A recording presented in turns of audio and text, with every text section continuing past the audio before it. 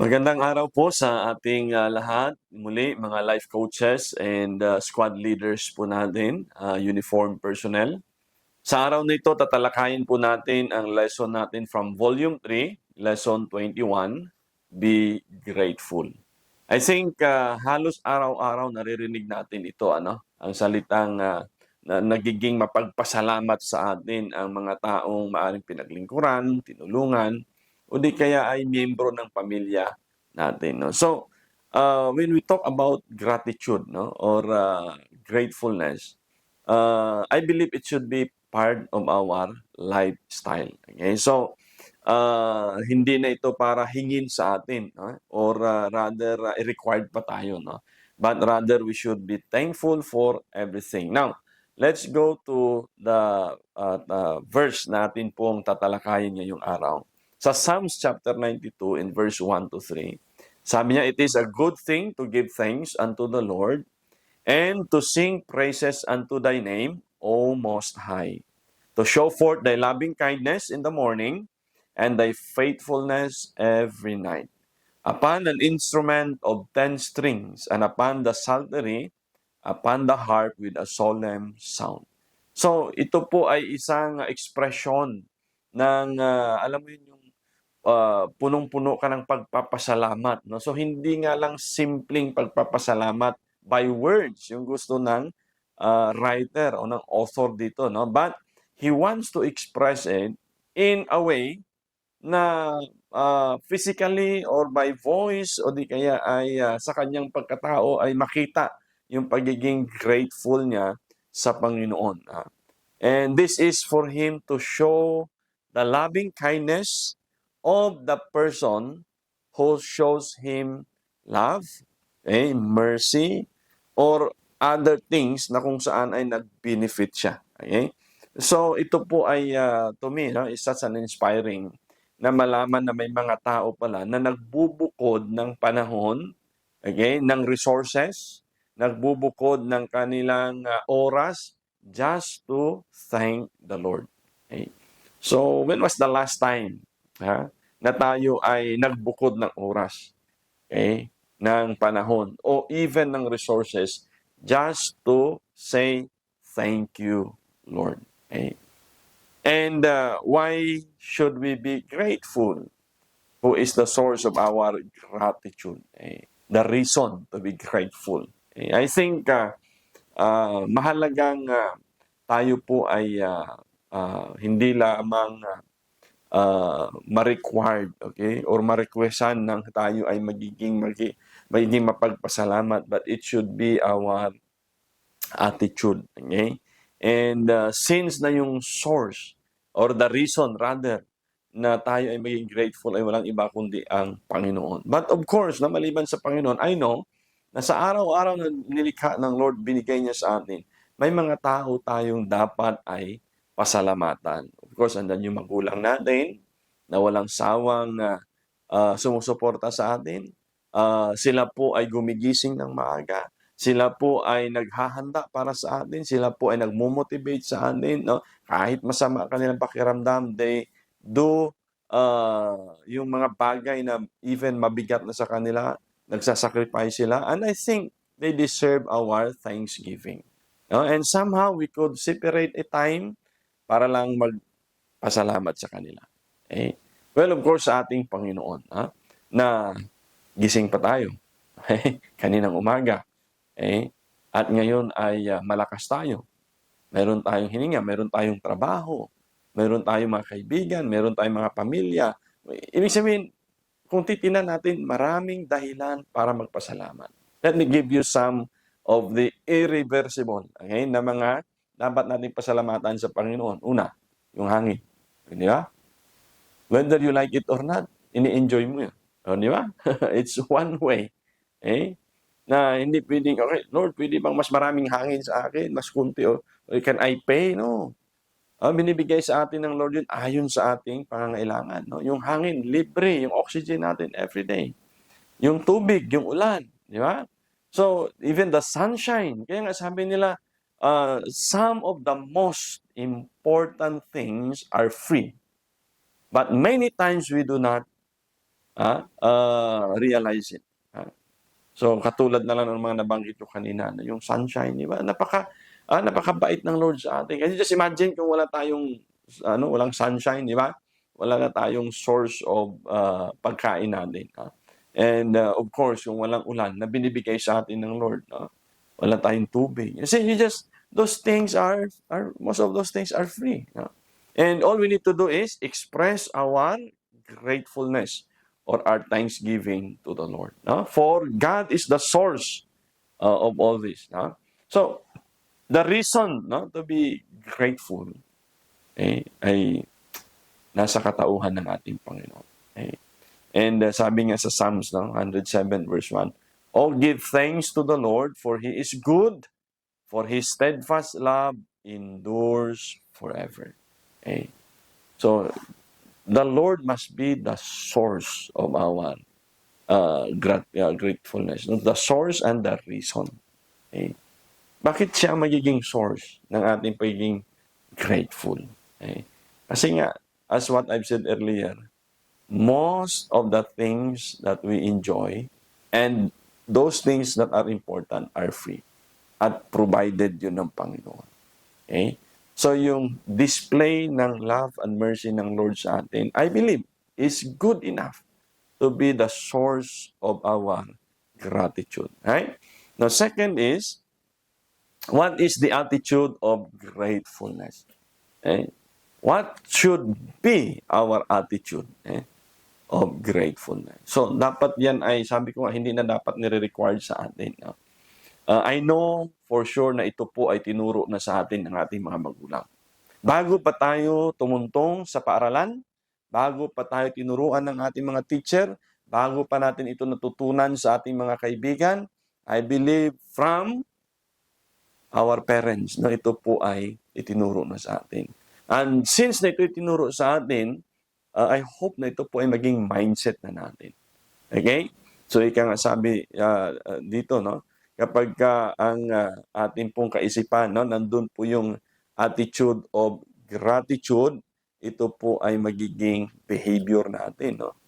And once ito po ay nagiging behavior natin, hindi na natin na kailangang hingin pa sa atin, we take action out of it. And of course, makita natin yan sa result. So, you see, it's a mindset that every now and then, ay magiging mapagpasalamat tayo.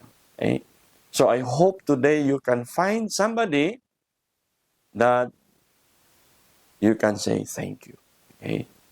Maaaring kahit na magulang ka, yung anak mo ay naging masunurin, nagiging maalalahanin, nagiging maasikaso sa atin. We can also thank those simple action ng ating mga anak o sa loob ng opisina.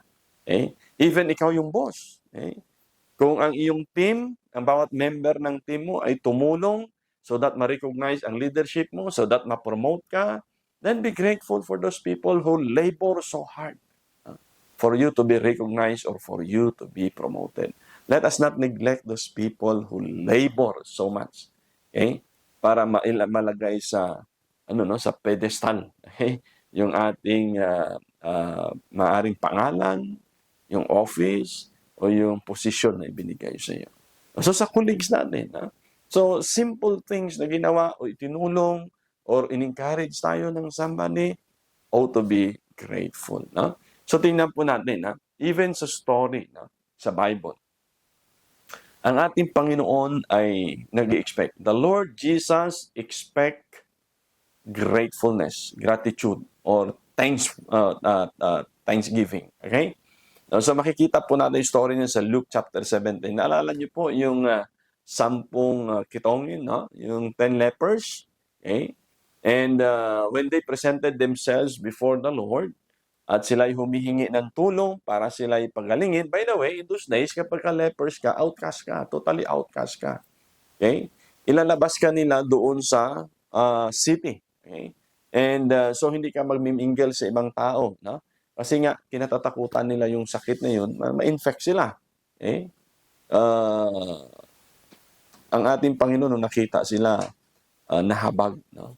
And sinabihan sila ng Panginoon, okay, ito gawin niyo, pumunta kayo doon sa templo, okay? And humingi kayo ng tulong, okay? Lahat kayo, and then alam mo hindi pa sila nakakalayo, hindi pa sila nakarating doon. Ano nangyari? Yung isa ay gumaling. Hindi lang isa, 10 sila yung gumaling. Pero ang bumalik para magpasalamat ay isa lang. Alam nyo, nung bumalik yung isa, nagpatira pa, nagpasalamat sa Panginoon. Anong sabi ng Panginoon? Where are the 9? So you see, in-expect ng Lord, dahil 10 sila yung gumaling, 10 silang babalik. No? Pero isa lang yung bumalik para magpasalamat. And yet, the Lord was looking for the rest of the team. So kung tayo ay nabiyayaan, marami tayong na-promote, marami tayong na-recognize, marami tayo yung sabihin natin na bless.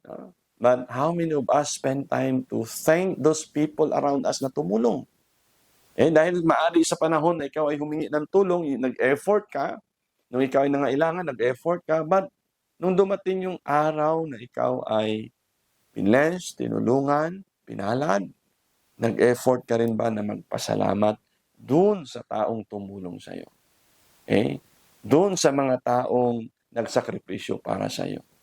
So let us always go back and be grateful sa mga taong ginamit ng Lord sa buhay natin, nung tayo nag-a-apply pa lang, nung tayo kadete pa lang, nung tayo mga trainee pa lang, nung tayo ay mga junior officers pa lang. So, be grateful. I believe somehow sa buhay natin, ang Panginoon may ginamit para marating natin ang atin pong kinaroroonan sa mga oras na ito. Right? So, what is the attitude of gratefulness? Gratitude is an attitude. It should be our attitude. Dapat ay, ano yan sa atin, embed, no?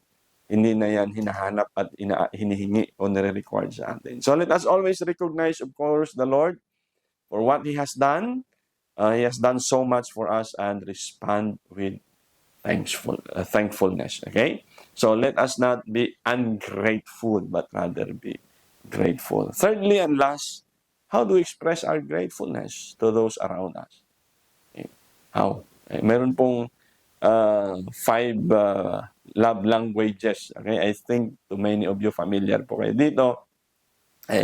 So ito po, paano natin i-display yung gratefulness natin? Always say thank you. The word is very powerful actually. Kahit malit na bagay lang yan, yung naitulong sa atin or na-recognize tayo, say thank you. Dun sa tao na ginamit ng Lord para sa iyo. Okay? Know their love language. Okay? Alamin din natin ano ba yung love language nila. Baka encouragement, chat, tap in the shoulder, o baka ililibre natin ng kahit na kape man lang. So, iba-iba po tayo ng love language. Okay? And andyan nga, sabi dito, mayroon pong iba, gusto physical touch, tap in the shoulder, mayroong acts of the service, magbigay ka man ng kaunting pakape dyan, o di kaya ay, alam mo yung short fellowship lang, some are the word of affirmation. Okay? So, iba-iba tayo ng recognition, pagdating sa love language. Right? So, quality time, mahalaga po ito. Okay? Yung quality time. Lalo na sa ating mga parents. Little did we know na ang ating mga anak pala ay nangangailangan ng panahon, humihingi ng panahon natin, yung simpleng pag-upo kasama sa kanila habang sila naglalaro, o di kaya simpleng pakikipaglaro sa kanila. Okay? So, show your appreciation. Kung ang ating anak nagpe-perform sa school ng maayos, if they behave themselves, if they obey, sa ating bilang mga magulang, we have to also recognize yung effort nila. And of course, acts of service. Yan. So, which we are called to, para maglingkod sa ating bayan. So, these things, hindi lang yung salita, na, ay, thank you, mag-effort din tayo to display our gratitude. Okay? Kung tayo ay nagiging recipient ng panalangin ng iba, so maybe perhaps we can pray for others. Kung naging recipient tayo ng tulong ng iba, so I hope that time will come na tayo na mismo ay able na tumulong. Kung tayo ay naging recipient ng yung pagdamay ng iba. So I hope one day soon, if you find somebody na kailangan ng kadamay, dadamayan din natin sila. No? So, be grateful. So, these things I want you to remember, no? According to our lessons, to understand gratitude and attitude of gratefulness. Okay? And of course, not only we should display or rather possess attitude of gratefulness, but let us also express gratitude. Okay? I believe, no, na tayo bilang mga Pilipino ay nasa atin po yung alam niyo yun, yung kultura, no, ng pag-regard, highly regard sa ating mga magulang. If I may, habang sila ay buhay pa, kahit malayo kayo, mag-effort kayo na umuwi, puntahan sila habang nare-recognize pa nila kayo, habang naririnig pa nila kayo, habang nararamdaman pa nila kayo. Okay? Huwag tayong magpadala lang ng kung anumang bagay, no, sa ating mga mahal sa buhay, lalo na sa magulang natin, that we think is good enough, no, instead of our presence. No? Gumawa ka ng paraan. No? Express your gratitude to your parents. No? So, I believe, no, na ang isang anak, no, kahit na tayo may edad na, may sarili-sarili na tayong pamilya, dapat ay magiging grateful tayo sa ating magulang. And of course, hindi lang sa magulang natin dito sa lupa. Let us be grateful to God our Father. And so again, when was the last time that you display your gratitude sa ating Panginoon? Okay? Kailan ka naglaan ng oras? O lagi sabihin, busy kasi. Okay? Kailan ka naglaan ng resources mo? Okay? Kung sa ibang bagay, mag-arbo tayo. Maaaring sa ibang bagay, magastos tayo. Sa mga bisyo ay magastos tayo. But when was the last time that maybe you give your tithe back to the Lord sa iyong church na kinabibilangan? Yeah. So because with all our increase, sabi ng Word of God, we should glorify God with all our increase. Yeah. And so I hope that you keep in mind ng ating Panginoon, katulad nung 10 leper, God was looking for the 9 na hindi man lang pumalik nag-effort na magpasalamat. Okay? I hope you will not be part of the 9. I want to be with the 1, okay, na nag-effort, na bumalik, at nagpasalamat sa Panginoon. Right? So with that, let us express our thankfulness to each other. Kung meron kayong kasama dyan ngayon, sabihin mo, thank you. Buddy, thank you nung ako ay tinulungan mo. Hindi kayo pinag-pray mo. Now you find somebody around you, okay? And then, magpasalamat tayo. And if na buhay pa yung mga magulang ngayon, you can make a call. Okay? Video call. And perhaps say thank you. Sa anak mo, sa kaibigan mo, maaaring may tao kang hindi pa na pasalamatan sa kanilang ginawang tulong or maaaring prayer sa iyo. Thank them. Okay? It's not too late, no? So what are you thankful for each member of your squad, your team, or your stations, or your church? Okay. So I hope that you will take time to remember na pasalamatan yung mga tao. With that, thank you and may God bless us all.